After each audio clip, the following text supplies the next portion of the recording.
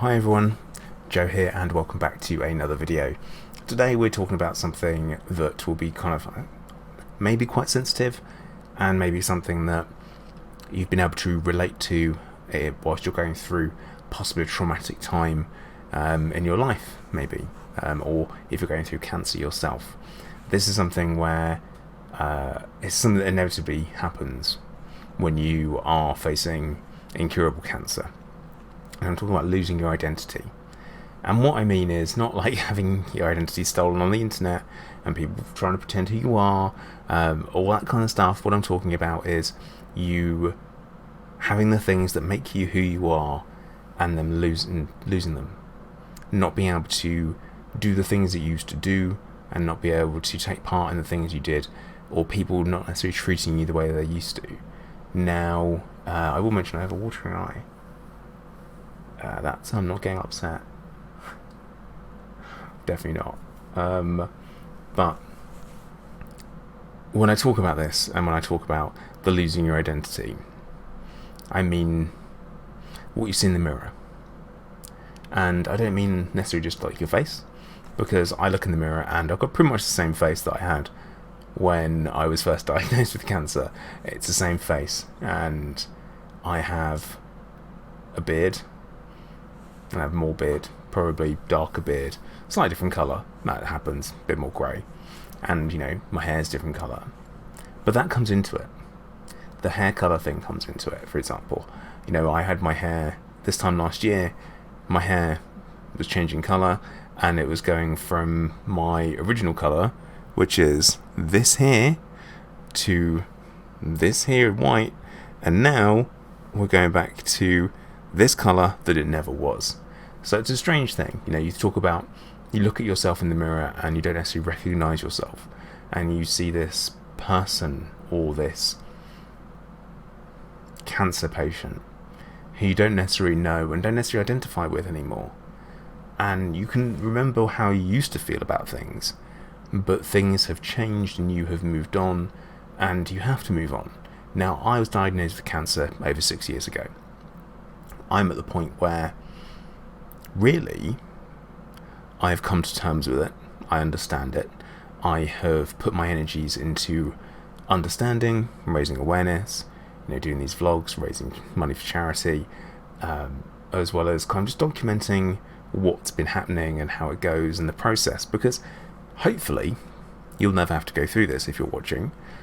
But if you do and you're looking for a guide, then maybe this might help. Your experience will be different because you're a different person. Now, at the same time, I can say for a fact that I was a different person when I started and to where I am now. Because it's not over, is it? It's not. Nowhere near. So, I remember my first diagnosis where I was going to be like, no, it's fine. Not a problem. I'm going to be the guy that beats cancer. Piece of cake. Thyroid comes out.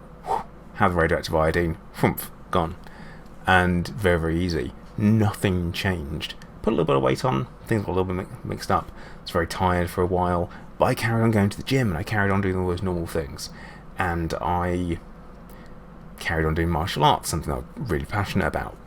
Now, here I am, 6 years down the line, I can't do martial arts. I physically can't. I can't breathe enough.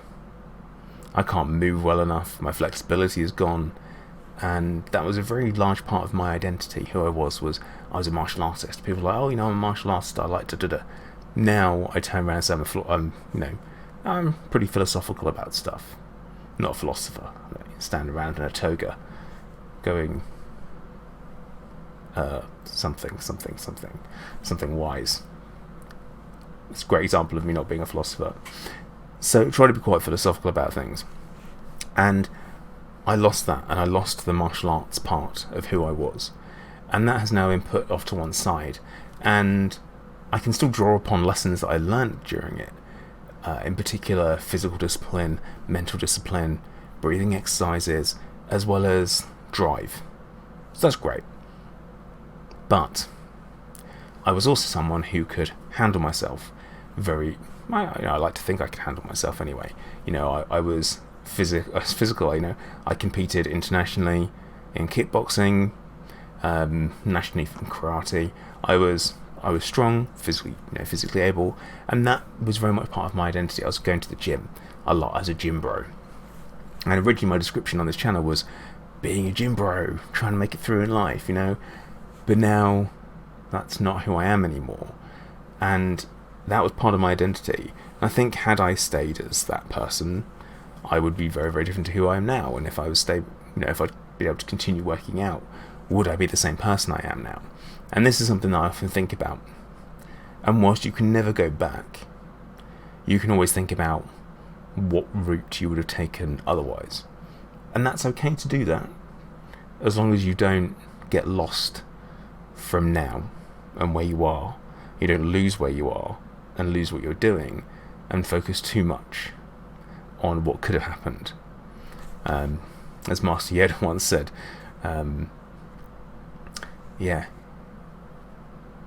keep your mind where it is. He said something like that, something similar.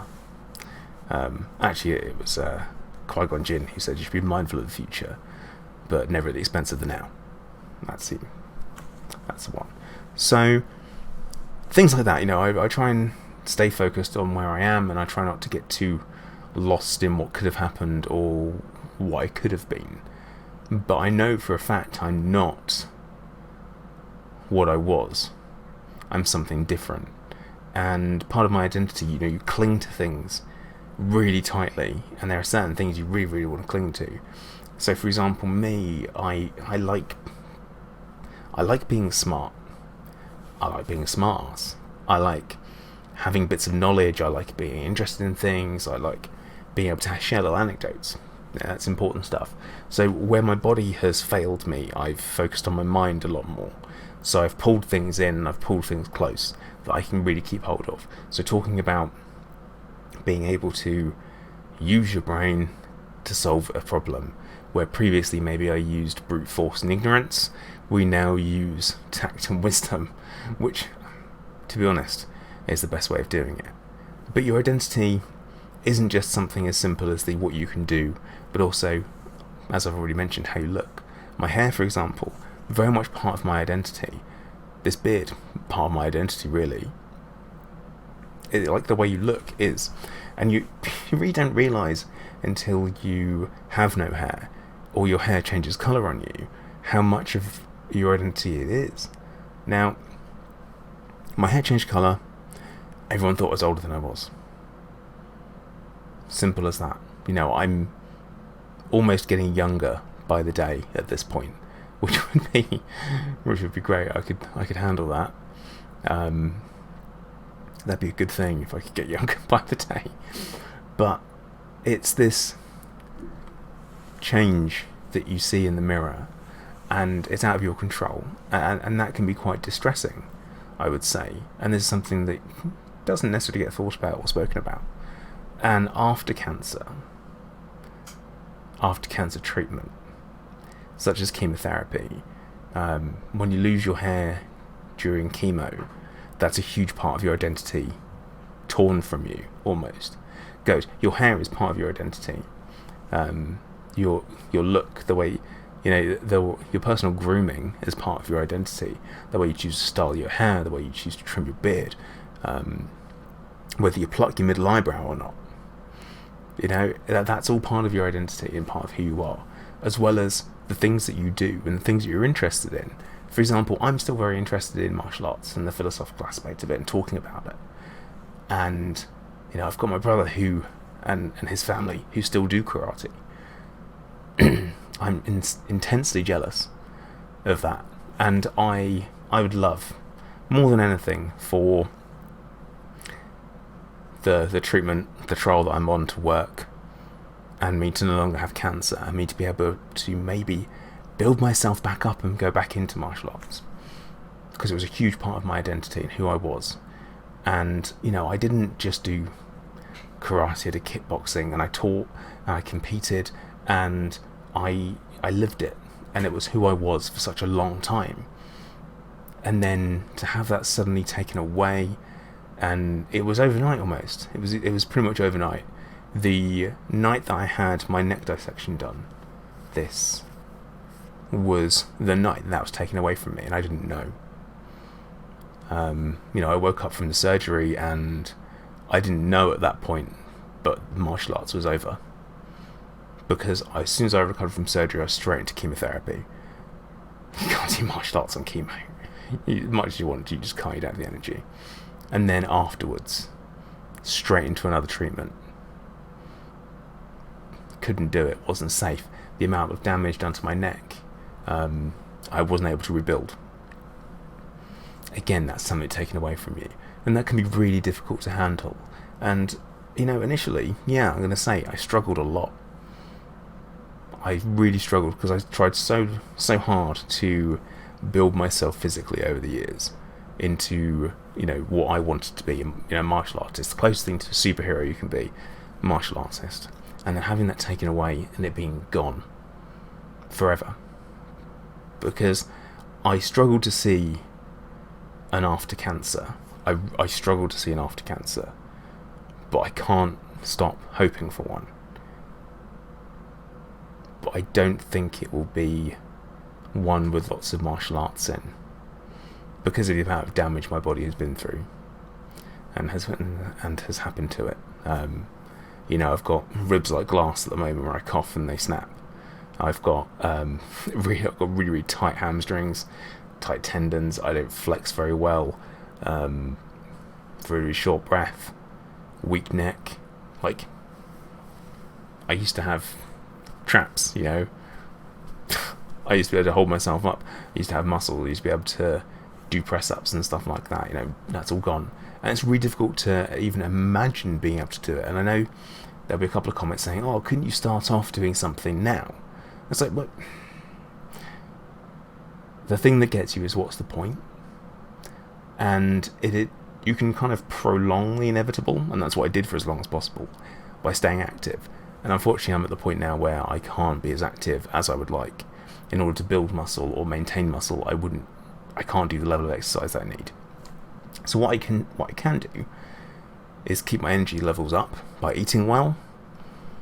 Definitely doing that. By eating well and keeping my brain active, which is important, which is one of the things why I enjoy gaming, and also gaming with friends. In particular, playing a lot of games called StarCraft 2. If you know StarCraft 2, then it's a thinking man's game. It's a real-time strategy game. It's one of the fastest real-time strategy games ever made, apparently, at least according to the experts on it. So you focus on that, and you focus on these things that you can do. But overall, I am not the same person I was when I went into cancer. Very, very different person. I'm probably a lot more forgiving now than I used to be. I'm a lot more, I don't know if I'm going to say generous, but leveled. A lot more leveled.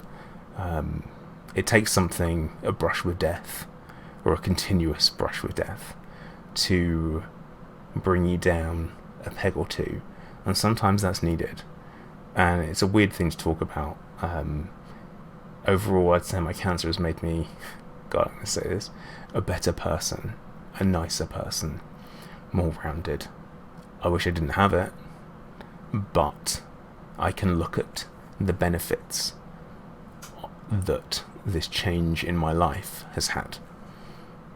There's no benefit to having cancer. It's fucking shit. But you can take things from it, and you can remove bits and look at it and be like, God, a bit like cancer, really? And look at it and be like, this is positive. I've got this. And this is what I've gained. And something I've gained as well is this better level of knowing myself and communicating with myself. It sounds like a really weird thing to say, but you able to actually focus and talk and be disciplined and understand how you feel. Am I angry? What am I angry about if I am? Like, am I angry about this pen not working? Or am I angry about the fact that I don't know whether or not my treatment's working again? Or am I angry that I burnt dinner? Or am I angry that I can't do anything right and I feel like I failed people? And sometimes you need to stop and be like, whoa, whoa, whoa, whoa. Let's just be mad over dinner, because that's just a pain in the ass. And you failed no one. And you realise this, and you develop, and you learn, and you grow. And that, I guess, is what being grown up is about, isn't it? And maturing. I'd like to think that when I was first diagnosed at 32, I was nowhere near as mature as I am now. Certainly not as wise, and certainly not as knowledgeable about having cancer and living with it. And how not giving up is possibly one of the most difficult things you'll ever do, but also one of the best things you'll ever do is not giving up. I think that's good. And I think that's a good point for us to leave the video there. So I want to thank everyone for watching, me sharing something a little bit more intimate, I guess, more about my mind brain and its functioning and how it works, and humor's defense mechanism. But I want you to think about that. If you're going through something similar, and you are going through cancer, whether it be terminal or not, or curable, incurable, just have a bit of a think, have a bit of a thought, and think about where you are compared to where you were mentally, and see if it's been a positive change or a negative change. If it's negative, it's not done yet. You can now make it positive. Give it a try. How? It's up to you. There's no hard and fast rule book on how to change your way of thinking and how to make yourself into a more positive person or any of that. And I'm not a life coach, and I hate life coaches as a term. It's shit. Who needs to be told how to live their life? Work out for yourself. It's the only freedom we all have. Working things out on your own. Now, if you need to have a look at it, yeah, sure, people can tell you that. But you need some guidance, see a counsellor, but it's up to you and the way that you do it. It's on you. But right, once again, thank you very much for watching. Oh yeah, like, subscribe, comment, say something. I don't know what. I haven't got anything prepared for this at the end. I didn't know where I was going with this video when I started. But leave me a comment. Let me know if it was insightful or not. But okay, thanks for watching, and I'll see you all soon. Bye.